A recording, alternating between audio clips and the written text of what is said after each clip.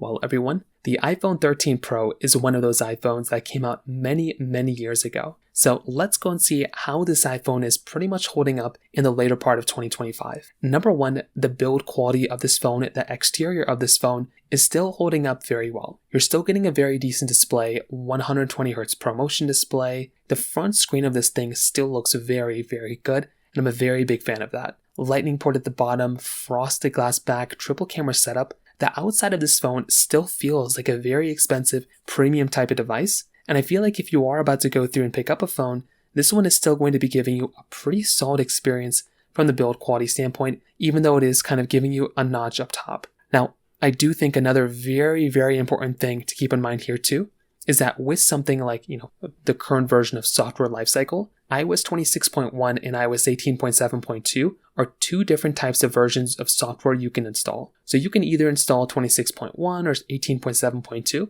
If I can convince you to pick one particular update, it's 18.7.2.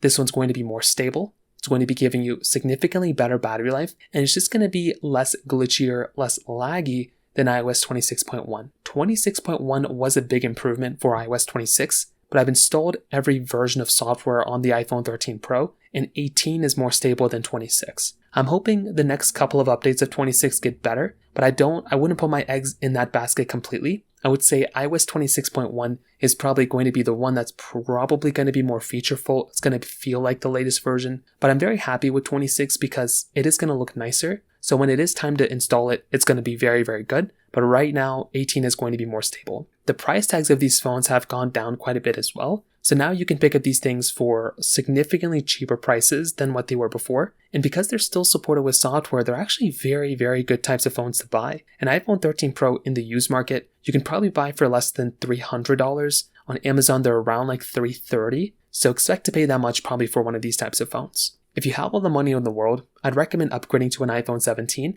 but the 13 Pro holds up very well against the 17. The 17 Pro obviously is significantly better, but for a phone that's, 4 years old, it's still giving you a very decent type of performance from a value per dollar standpoint. Meaning for every dollar you spend for this phone, the value of this phone is actually fairly high. It still is like a very good quality of phone for the price you're paying. But if you have more money, go for the 17 Pro, and I'd recommend upgrading from a 13 Pro to a 17 Pro. But if you're okay with your 13 Pro, that's kind of how this phone is holding up in the later part of this year. If you have any other thoughts or questions, please let me know in the comment section below. Hit the like button, that would mean so much, but definitely hit that subscribe button. More importantly than everything else, I love every single one of you guys. Hopefully I'll catch you guys in the next video. Peace out till then.